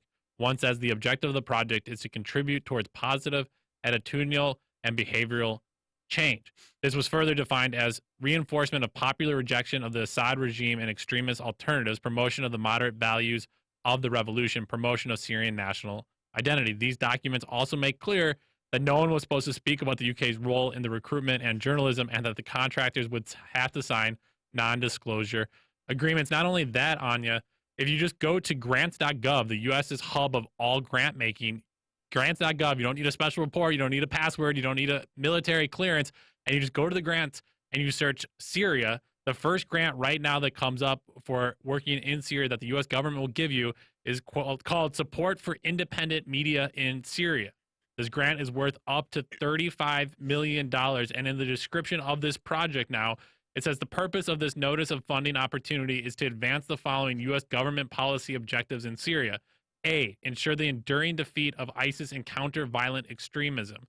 B, achieve a political solution to the Syrian conflict under the auspices of the United Nations. And C, remind you, this is to support for independent media in Syria, is C, end the presence of Iranian forces and proxies in Syria. It's not to help the Syrians talk about the local issues facing the people, help them talk about how to have good governance in their own country, any of that stuff. The U.S. government will give you up to $35 million to go to another country and help push out another country that's operating in that. It's all crazy to me. That's welcome. Could you imagine now if any other country, let's say Russia, offered $35 million to anybody openly on their websites to come to the U.S. and stir confusion, all of that stuff. It's a mess, Anya. Tell us a little bit more about how these countries go in and do their own meddling. It is completely, I'm glad that you guys brought up that point, because that's exactly what was going through my mind, that this is exactly what we accuse Russia of doing in the United States. And the crazy thing is that they're even trying to pretend that this is independent journalism. Doesn't the fact that they're getting money from the British and UK governments Good point, yes. stimulating what these journalists should say if they're going to apply for the grant? Doesn't that go against the entire concept of independent journalism? I mean, it really renders the term meaningless if that is what independent journalism, in fact, is. It's really stunning, actually, when you think about the fact that they started this program in 2012 and were already supporting Syrian journalists in order to manipulate people on the ground in Syria into believing that the rebels, the violent extremists that were taking uprising all over the country were actually just moderates, because that was the same year, 2012, when the Defense Intelligence Agency actually authored a memo which was sent to the President of the United States, Barack Obama, and admitted U.S. policy was to support these quote-unquote moderate rebel groups, which the U.S. government was aware of. And again, this is in the memo, was aware most of them were violent extremist groups and were eventually splintering off into Al-Qaeda and even ISIS. This was the memo authored by Michael Flynn, who later went on to serve as Trump's national security advisor for a split second. If you remember, he was actually the first casualty of Russiagate. He was forced to resign from the administration within about 2 weeks, if not 1 week. He had to resign from the Trump administration because of reports that he was acting as a back channel to the Russian government. And it turned out, of course, that he was actually pressuring the Russian government to vote against the Obama administration at the UN on a resolution condemning illegal Israeli settlement activity. So he was actually pressuring Russia on behalf of Israel. Israel was, if anything, the foreign power influencing the U.S. government at the time. But people were really upset with Michael Flynn because he was considered this figure from high-level U.S. intelligence who was very critical of U.S. policy in Syria, specifically the fact that our policy was supporting extremists, including Al-Qaeda. And if you remember, during Trump's 2016 presidential campaign, this was actually a point that he wasn't afraid to bring up. He would say that the Obama administration was supporting Al-Qaeda. And the reality is the CIA spent millions of dollars to train and equip these rebel forces, knowing that the weapons and the training were being used eventually by Al-Qaeda. And Trump did put an end to that program. And has drawn down the war to a degree, though, of course, is still occupying Syrian land illegally in order to sell the oil.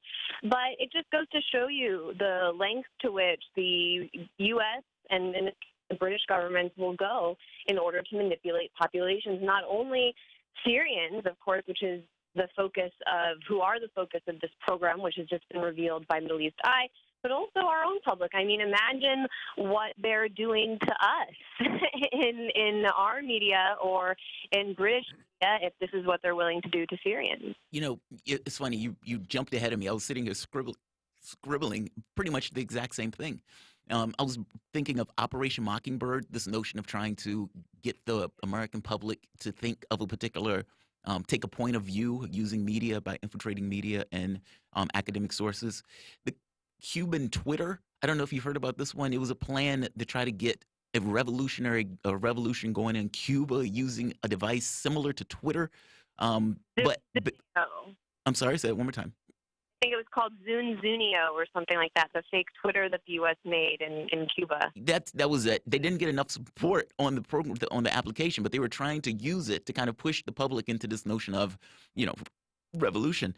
Even Iran, like our tech companies do similar things in allowing that country or people in that country to organize. Now, whether that's good or bad is besides the point. It is just kind of making this point that we are perfectly okay with either influencing the perspectives of people in our own country or others' countries. And I think for this country, for the United States, we often just look at it as something that's taking place outside of us. Like, I don't think the country thinks strongly about this notion that we are also being manipulated in our particular points of view.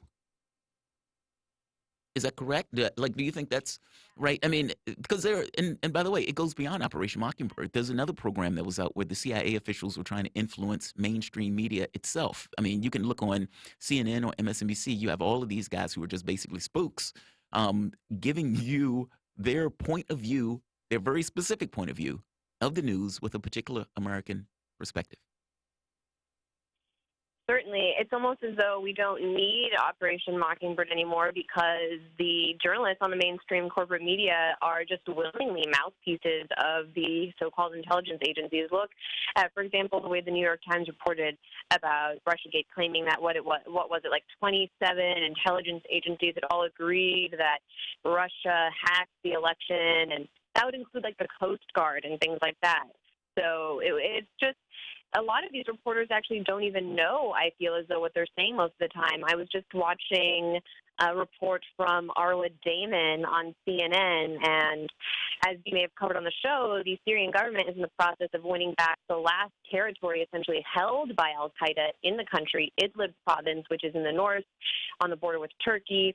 And Arwa Damon was claiming that if the world didn't take action soon, that a UN official had told CNN that there were soon going to be looking through the rubble at the bodies of 1 million children strewn about the rubble, that 1 million children were just going to be murdered in Syria. And I'm not even sure that there are 1 million children in Idlib province. And it's just, it's so entirely irresponsible to be running around claiming that millions of people are going to die in this war, because I don't think that will happen. I don't want to make any predictions, but I think we can safely say that 1 million children will not be killed. And so when you're running around on television saying that kind of thing, it's really dangerous, especially because in the next words out of her mouth are something like, oh, the world is standing by and doing nothing. Well, no, that's not true. The world did not stand idly by during this conflict and just watched it happen. Foreign powers, including Saudi Arabia, Israel, Turkey, the United States, all began this war, all funded and equipped and trained the so-called moderate rebels. And many of the fighters themselves are foreign. They're from Chechnya. Some of them are even from China. I think there are 10,000 Uyghurs or something like that in Idlib province alone, Chinese nationals fighting against the Syrian government. So there is this discourse which frames the Syrian conflict as a civil war, but when I was there in Syria last year, I can tell you a lot of people took issue with that because they would be quick to say this was not a civil war. We were invaded by outside powers. We were the target of regime change by the United States, and that's the only reason why this war happened. And when we watch mainstream reporting about the current situation in Idlib, which is, of course, not something anybody endorses. It's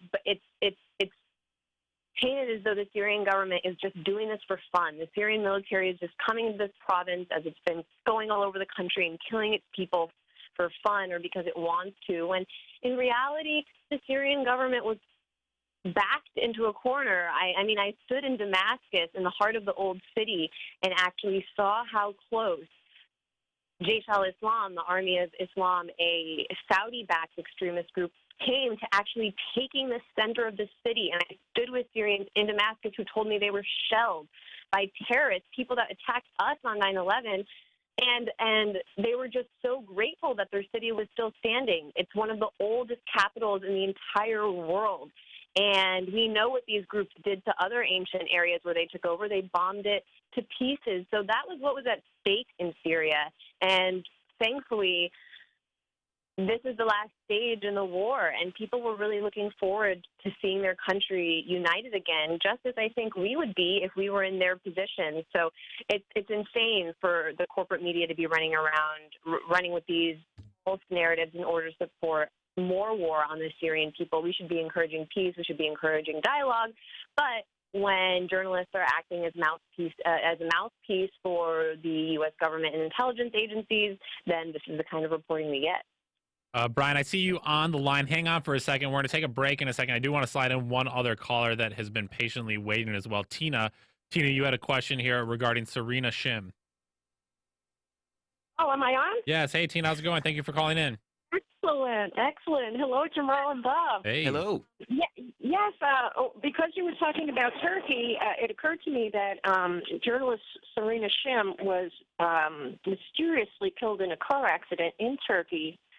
And I'm trying to think of when it was, maybe 5-6 years ago, because she had discovered that Turkey was arming and sneaking ISIL troops over their border into Syria for the United States. And so I'm wondering what Anya thinks about how that correlates to what's going on with Turkey today. Thank you for your call. Anya, you got any thoughts on that? Well, Turkey is one of the most vicious actors in the Syrian conflict. Of course, the northern border, which Syria shares with Turkey, is the avenue through which ISIS and other extremist groups were allowed to smuggle oil. It's where the military equipment came through.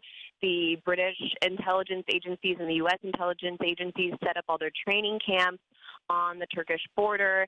And the case of Serena Shim is something that I think it's shameful that journalists don't talk about it more. There's a lot of focus to on Western journalists who were kidnapped and killed by ISIS, but there's no solidarity for Serena Shim and her family. And the reality is they need answers. There should be an investigation. There should be international outrage over her death because it was extremely suspicious, and she was one of the few reporters willing to talk about some of the actions Turkey was taking in Syria, and she was exposing them.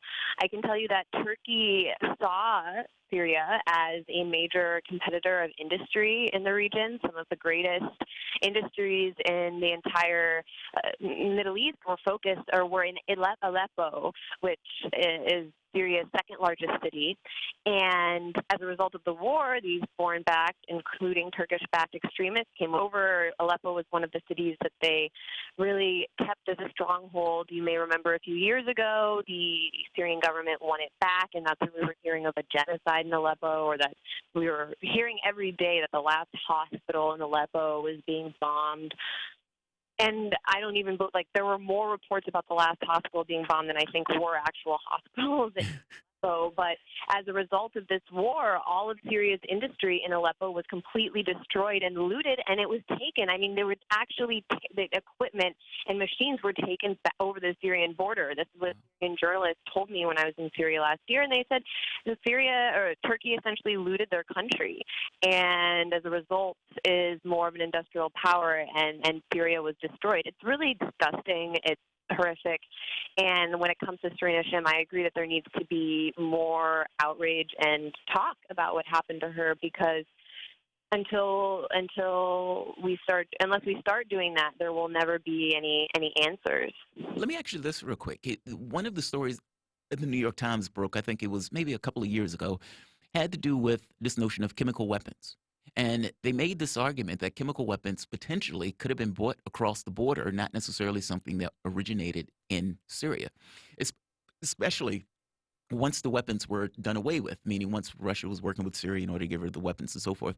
What do you think about that in that specific context? I mean, because ultimately, you're right. I mean, Turkey provided a corridor to allow all of these, long-bearded, thick-necked fighters to get some murdering and killing in. And we donned them, our media, pro-democracy rebels. So what's... Yeah, I believe it was Cy Hirsch also, Seymour Hirsch. Yes, yeah. Dispelling the reports we were getting about Ghouta. That was one of the first chemical weapons attacks that was blamed on the Syrian government.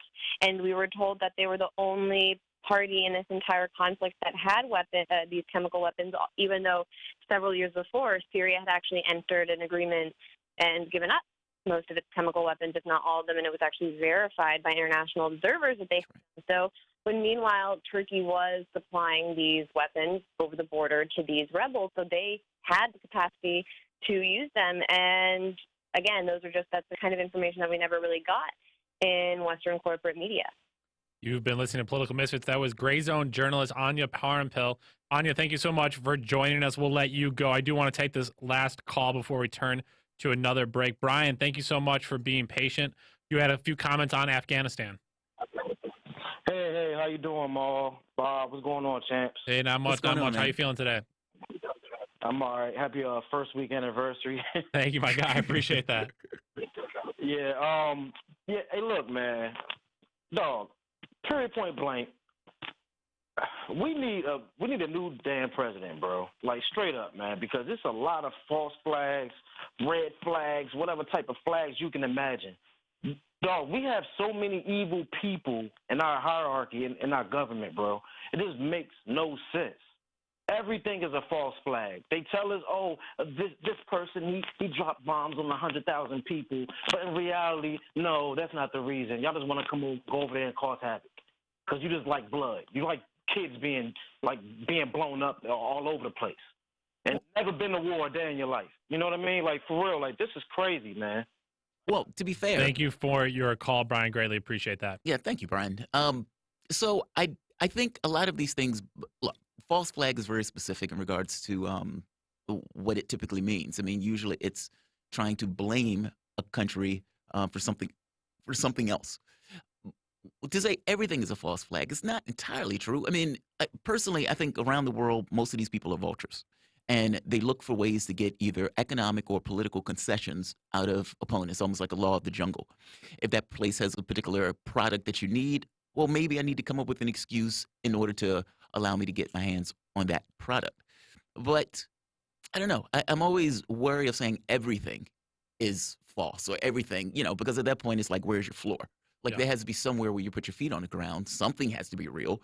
Go ahead, Bob. No, I think the point can be made still, though, that there is quite a bit of lies from the intelligence community. Absolutely. And this was a tweet from Matt Taibbi of Rolling Stones when somebody was saying today, well, why would the intelligence community lie about Russia? And Taibbi's tweet back, right, why would intelligent professionals lie except about the missile gap, the Gulf of Tonkin, illegal arms sales, overthrows of foreign governments, domestic surveillance, torture, weapons of mass destruction, assassinations, rendition, drug trafficking, human experimentation, and drone warfare.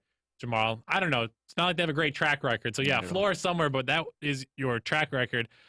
Yeah, it's a mess. Let's take one quick break here before we get into some fighting words, Jamaro. Me and you, we're going to spar a little bit. We'll talk a little bit about Nevada's caucus tomorrow. We got a few questions for our audience, as well as Jamaro and I going back and forth. Who's going to finish in second? Who's going to run out of money first? And will Nevada be worse than Iowa? 202-521-1320. You're listening to Political Misfits live in Washington, D.C. on Radio Sputnik. We're back after this.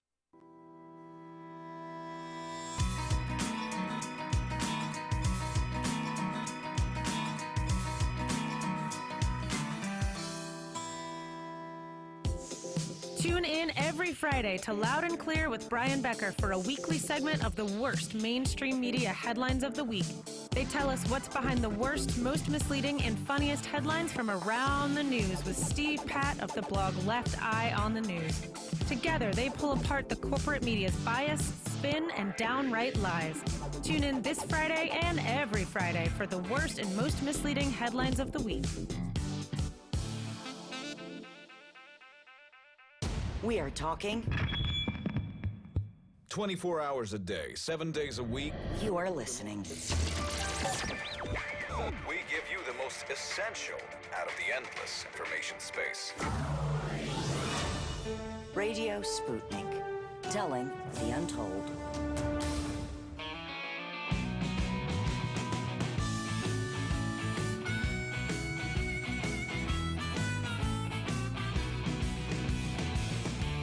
Welcome back to Political Misfits on Radio Sputnik, where we bring you news, politics, and culture without the red and blue treatment. You can hear that sound, so you know what today is. Come at me, bro. Come at me, bro. I'm Jamal Thomas. I'm here with my co-host, Bob Schlehuber. Lots to cover. So we're going to go through, tomorrow is going to be the caucus, the Nevada caucus.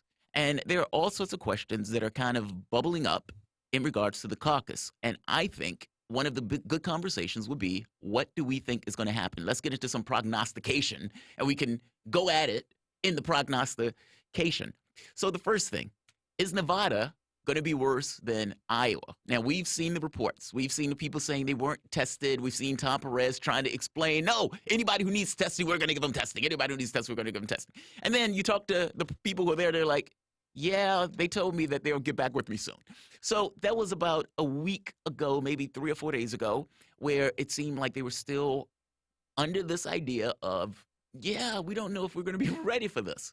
So what do you think is going to happen, Bob? Well, I'll let you stake out your side. I'll play devil's advocate on wherever you go here. I don't think it's going to be as bad as Iowa. Okay. I don't know how many things could be as bad as Iowa, because Iowa was an absolute, complete train wreck. So that's not really saying much. That's like saying a tall, little person. By the same token, I do think that there are going to be problems. Like you got to take a position. You're taking both sides of the position. Where am I going to argue? Okay, fair enough. Smooth sailing tomorrow. Nevada's going to be a disaster. Oh, you're taking Nevada's going to be a disaster? Nevada's going to be a disaster. Well, it's going to be a breeze. You know who's there watching over things? Who? Harry Reid. Harry Reid, the former majority senator for the Democrats. Nothing bad on Harry Reid's going to watch is going to happen. I understand, Jamal. You're saying, well, Bob, 75,000 Nevadans have already caucused in early caucusing, the first ever time. That's only a mere 9,000 people less than last time. You're saying there's going to be swollen numbers, Bob, more people than ever. Yeah. They don't have an app, they have a tool. I'm saying, Jamal, it's not. You're telling me the caucus wasn't complicated enough in Iowa when everybody was just there voting on that day, and now you're saying there's going to be 75,000 people that have already voted that have to work those numbers into caucuses and more math, you're telling me? Tomorrow. I think it's going to be a disaster. Not a problem at all, because Harry Reid is there. Now, wasn't Harry Reid there last time when they say Sanders supporters were throwing chairs? Tomorrow. Harry Reid is now retired. He has more time on his hands. Tom Perez, the DNC chair, had said enough is enough. And when he said that, I believed him. Well, he was saying enough was enough in the sense of all those black people voting for Sanders, those indigenous communities, and he threw his body on the table the moment that Buttigieg was screaming for help. White people have screwed up a lot of things in this country. Let's be honest. There's a lot of white people in Iowa. Less white people in Nevada means less problems. Is that what that means? I'm hoping so. If I'm going to win this debate, that's one of my best arguments I have for you right now. Fair enough. It sounds like we're both a little bit dodgy on what is going to take place. This is a tough place to fight you on. How about who's going to finish in second place in Nevada? If we're both taking Sanders, he's ahead in the polls. Yeah. He had a good debate, at least enough not to hurt him the other night. Mike Bloomberg's not on the ballot yet, so he's not in the equation. I think Warren's going to come in too. It's either going to be Warren or Biden, and I think it's going to be Warren. My main reason for thinking that is, so Warren has gotten more belligerent, and that's to put it mildly. And, you know, when she was at the debate, she was hitting everybody. Like, Warren just came out like a pinched nerve or something, just swinging at everybody, including Sanders. And she's followed up these attacks on Sanders, going so far. They asked her, they said, hey, so how do you make a distinction between you and Sanders? She says, I'm the one who gets things done. Implicit in that is this other guy's just yelling at people. And she even said as much. She says, I don't want to just go around yelling at people all day. Now, she has gotten far, far more belligerent in her attacks. Now, the catch is, I don't think that I like to call it helps her. scrappy. Okay, well, scrappy, if you want to call it scrappy. But basically, I think you get my point. She's coming out aggressive, and especially with her performance with Bloomberg, I think he got her points. I mean, because to me, your support is coming in from the standpoint of the amount of money you're raising, but also from the polling and also the people who come to your stadiums and rallies and everything else. Immediately after she tore Bloomberg apart, I mean, like ripped him in half, just ripped his body in half. She got a huge bump in regards to the amount of revenue that came into her. So there was, to some degree, some people that were energized by that, and it was like, hey, that's the Warren that we remember. Now, whether that pulls votes from Sanders, I am doubtful. Whether that pulls votes from Buttigieg, yes. I do think that would happen, and I do think it would be a situation where they maybe even pull votes even from Biden to some degree. So I do think she may get a nice little bump, because keep in mind, if she gets a bump in Nevada, Biden is not. And Biden, up to this point, had probably one of the best chances in coming in number 2. Can I throw you the curveball on number 2? Go for it. Pete Buttigieg. You think it's going to be Buttigieg? I can't agree with you in our Fight Me segment here, Jamal. Pete Buttigieg in some polls is ahead right now. Yeah. A lot of people are breaking from Biden. I think Klobuchar had a horrible night. A lot of people are breaking towards Klobuchar, and that's where a lot of the potential Buttigieg last-minute votes would come from. If people aren't going to break towards Klobuchar, Biden's pummeling right now. Buttigieg could surprise people again. He's had a good campaign, clearly. They had a strategy figured out there in Iowa and New Hampshire. Why not finish second again here in Nevada? It's his last gasp before Bloomberg gets in after South Carolina. I don't think Buttigieg will do as well in South Carolina as he could potentially do here in Nevada. Elizabeth Warren, it's just not – I mean, the media cycle, her taking this PAC money, and we're not going to have enough time to talk about this in depth. I mean, she's going to get $800,000 in PAC money in Nevada to push ads. It's not going to be worth what millions of dollars she could have gotten by being the lone candidate not taking PAC money. It's Amy Klobuchar is also now taking PAC money. We have a few callers on the line. I first want to get to Charles, and we'll get back into that thought here in a second, Jamal. Charles, how's it going? Hey, what's up, man? How you feeling today? Thank you for calling in. All right. Congratulations on the show. Appreciate it. Well, I want to say I think we're looking at it wrong sometimes when we individualize all of the other candidates. It needs to be seen more from the lens of Bernie versus everyone. And when you make it seem like there's a difference between like Klobuchar, Biden, Bloomberg, it's really doing a disservice to the true dynamic of what's going on. The true dynamic is Bernie versus everyone. And it don't matter what Buttigieg. And also, I think we also making a big mistake by respecting the current results, saying, Buttigieg won Iowa, Bernie won New Hampshire, whatever. Because I really think Bernie won by a larger margin than they actually counted up, and I really think he blew it into the water. Because if he blew Hillary Clinton out the water in New Hampshire, how is he barely edging over Pete Buttigieg? That don't make any sense. I really think that sometimes we look at it the wrong way. And we don't have a real avenue to fight back against them because re-electing Trump is a victory for them. Yes. If let's suppose worst case scenario, we go out and vote for Trump, or we stay home, or we do whatever, and Trump get reelected. That's not punishing them. Yeah, I hear you, Charles. Thank you for your call, Charles. I would disagree, and we can hold the thought here. I have another caller. I don't think it's Sanders versus everyone. I think it's Sanders versus Bloomberg versus everyone. I think Bloomberg's just doing his own thing, and we'll come back. So Jamal disagrees on that. We got some fighting words. We also have Jay. Jay also wants to get in on the fight here, Jamal. Jay, thank you for calling in. Hey, how y'all doing? First of all, congratulations on the show and everything. Thank you. Jamal, I've been following you for almost a year, I believe now. Well, thank you. I appreciate it. Yeah. But now I'm not going to say that I always agree with you or everything. Oh, you don't have to. No, you don't have to. But I've heard you make this argument a few times lately that Bernie Sanders should be, using his involvement in the civil rights movement 6 decades ago. I full well believe that. Yeah. I don't see how that's like. You don't see how it's lit, you don't think it has the bang for its buck that I do. No, I don't, because it's not like the brother ever since the 60s that he's been like fighting for black people. No, this project has largely been like the working class. And although I do believe, or I know that we're disproportionately working class, our problems are different. You know, if I'm making any sense, our problems are very different than the working class, and so like trying to. I feel like that would be the same, not necessarily the same, because like what Joe Biden was doing, he was just flat out lying. Well, that's kind of what I'm getting at, right? I mean, there are two sides to that. Thank you. I appreciate the call, man. So there are two sides. In one case, let's stop pretending that African Americans are somehow different than other people. I mean, you know, your ability to get health care matters, especially if you are broke or you have a hard time paying for your medication.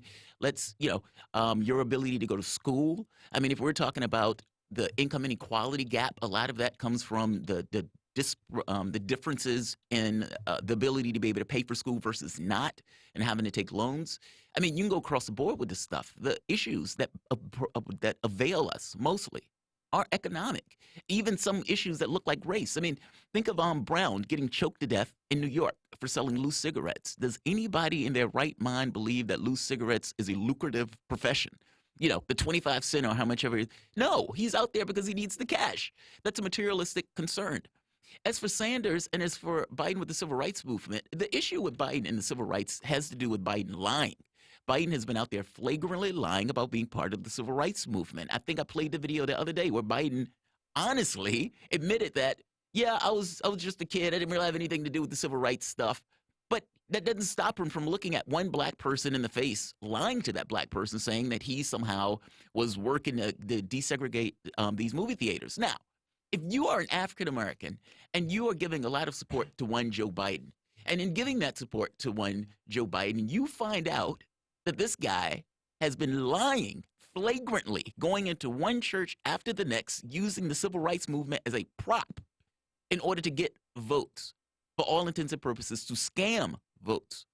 When the other person, who again has been fighting for the poor and the middle class, trying to expand Social Security, trying to expand healthcare, trying to expand college education, all of these things disproportionately affect the bottom side of the income distribution scale, i.e., African Americans and people of color. So one guy marched with King, one guy was chained to a black woman, and the other guy lied about it. So if you're looking on the ads, what do you think the response from African Americans are going to be seeing Joe Biden give up there, making a statement, saying, yeah, no joke, I was fighting for the civil rights movement. And then you also see the clip of Joe Biden saying, okay, yeah, I really wasn't in the civil rights movement at all. That is a damaging video in order to make that point clear. So it's not just a singular thing of Sanders was what King, X number of years ago. It's also this notion that Joe Biden was winning the black vote in spades. And if you wanted to win and if you wanted to break that trend between Joe Biden and African Americans, well, you got to go where the votes are. Going where the votes are in this case is to show malfeasance. It's to show that the guy is willing to flagrantly lie about something like the civil rights movement. If you don't believe me, look at Social Security. When it became clear that Joe Biden was lying about his position on Social Security, what happened? He collapsed. Now, part of that wasn't just because of his past history on Social Security. It was because he was caught in a lie about Social Security. Those things are different. It looks worse to lie. And so if Joe Biden is being impeached from the standpoint of his credibility on issues of civil rights, those votes have to go somewhere. And the other person that those votes go to is Sanders. And there's a poll out that just came out, I think it was yesterday, the Wall Street Journal poll, if I'm not mistaken, showing that Sanders, or NBC News, I'm sorry, caught up with Biden with blacks.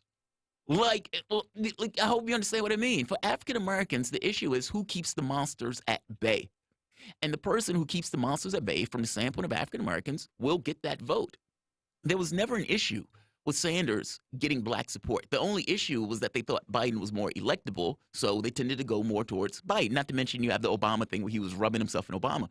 But I hope you get my point. There was never an issue with Sanders getting the black vote per se. It was just between somebody who looked more risky, as in Sanders. I mean, after all, there's been 50 years of propaganda saying you can't have nice things, as opposed to the guy who looks like a safe bet because for 50 years they've told you this guy's a safe bet.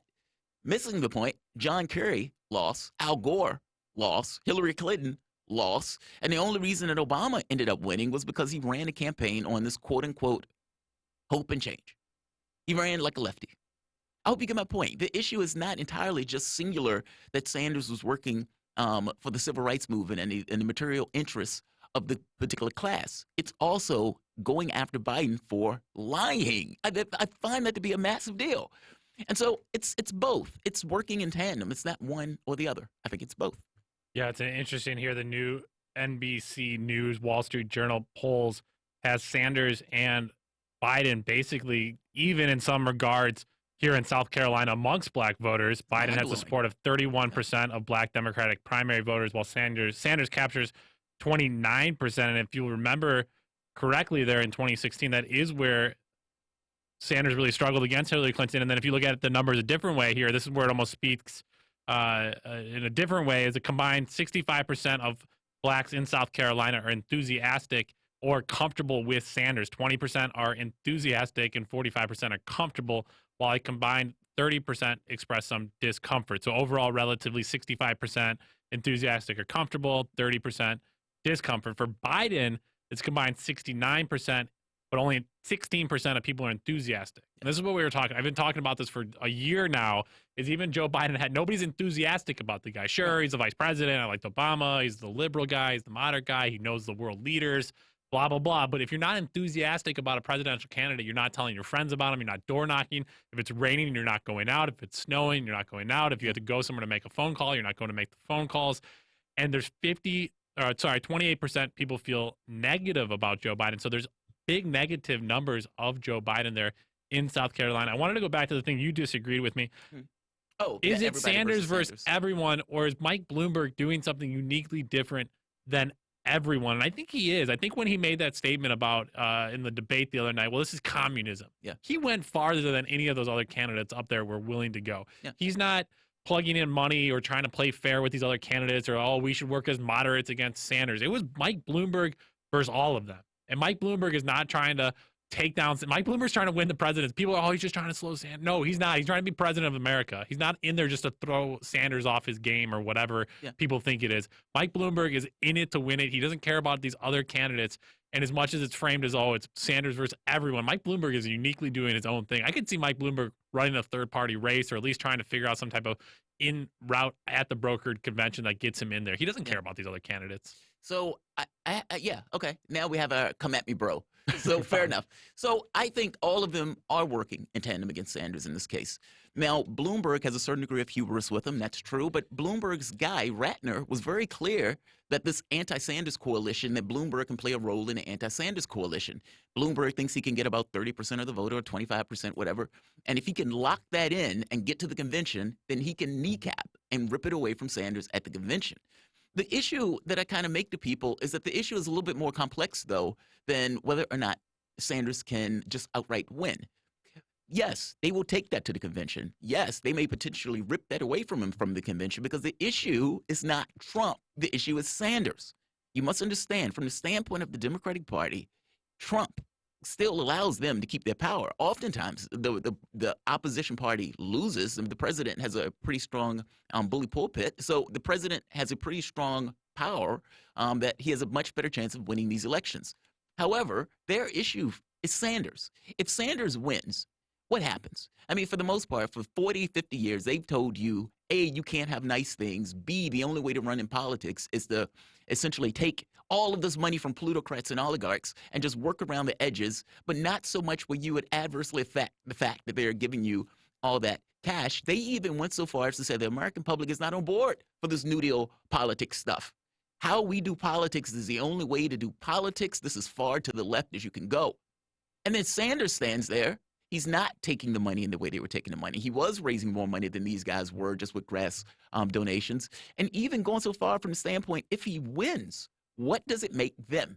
Like, it gets to that particular dynamic where the party considers him an existential threat, and it's their way of trying to stop him. But my point is, Bloomberg and Ratner was very clear that saying that Bloomberg can play a part in this kind of stop Sanders coalition. Tomorrow, we did a week of radio here on Radio Sputnik. That was a week of political misfits. Big shout out to Mindy Gavaschelli for giving us this opportunity and platform. Michelle Whitty, our producer. Ryan and Dimitri in the booth. And thank you to Jamarl for taking this journey with me and continuing these discussions. We'll be back with Monday with the results, hopefully maybe from Nevada if we're lucky. Thank you to all of our callers, all of our guests. We greatly, greatly appreciate you. We look forward to talking to you on Monday. Thank you to listening. Thank you. Running out of energy at the end of the week here. Thank you for listening to Political Misfits on Radio Sputnik. We'll see you on Monday.